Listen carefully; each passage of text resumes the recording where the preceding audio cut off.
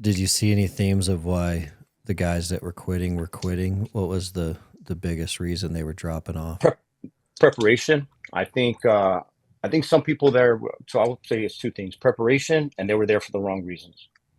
Um, you should prepare. I mean, I don't think any of us should face anything in life without preparation, because then that's just neglect. I mean, you're Hmm. just like, do you really care if you didn't prepare?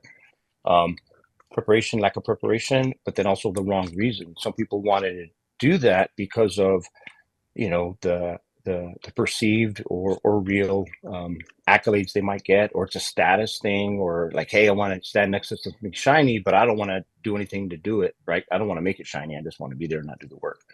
So I think that if you go into something you're not committed to, that really challenges you, you won't be successful. If you don't Hmm. have a plan, you're not prepared, um, and you don't really want to do it, then you're probably not going to be successful at all. I mean, it's no one's going to give you anything that's worth earning, Yeah. and that's what I really loved about it, was like every one of us earned that, and that's, you're looking at each other and you can be honest, and like honesty is very something I think lacks in society today. But Hmm.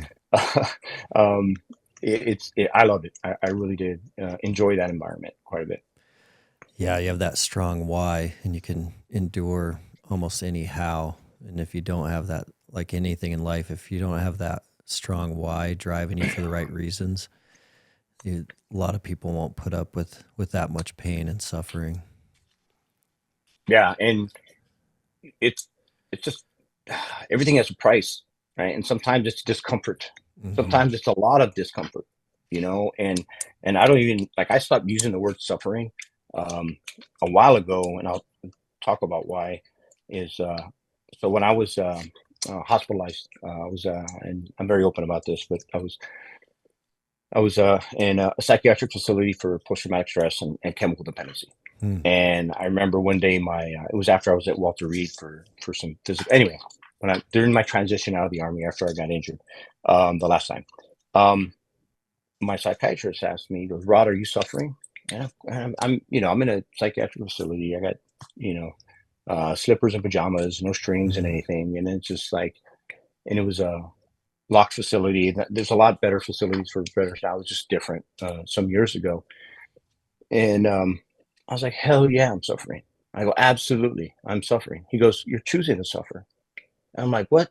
What do you mean I'm suffering? I'm choosing to suffer. He goes, if you are suffering, what has happened is the pain that you're exposed to, the obstacles you're facing, they're controlling you. They're causing that suffering in your mind, that mental, you are choosing to suffer. And he's like, pain is reality. Because there's a certain individual that nobody exists painless unless they're not Hmm. here anymore. I Yeah. said, pain is a reality. Struggle is a reality. Obstacle is going to be there the rest of your life. But if you're suffering, then you've lost control and you're giving power to something that you should take power over. And that, like, I'll never forget that moment. Man. It like completely changed how I looked at. I mean, like I said, if I don't even use the word anymore, but um, completely changed my view on stuff. Now, keep in mind that was I had been at that point when I was there. I was about almost 20 years in service at that point, Hmm. and I had served. I had deployed. I have them 10 deployments. I mean, I'm not saying I was the baddest dude out there, but I had done my work at that Yeah. point and served at the apex of my career. I've done it. I just all I could possibly do, but I could still grow. I Yeah. could still learn, and facing that was very uh, just how you look at it. It's just, and Man. I don't suffer. I mean, I deal with stuff, of course. I fight it, yeah, but I'm not suffering. Man, that's profound. That's so helpful because a lot of the suffering is going on going on inside our own mind, like how we like the enemy is in me. It's like we're creating these some of these problems in our own mind, which is leading to that suffering instead of going to a solution.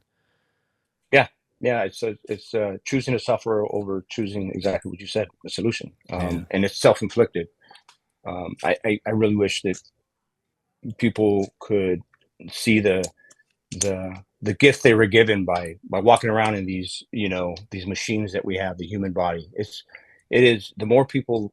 I wish more people learned about how resilient and strong we really are. Like the human, it just like, I mean, it's as simple like everyone can understand. Is like if you have a break in your skin, your body knows to send more platelets and clotting factors to that area or an injury.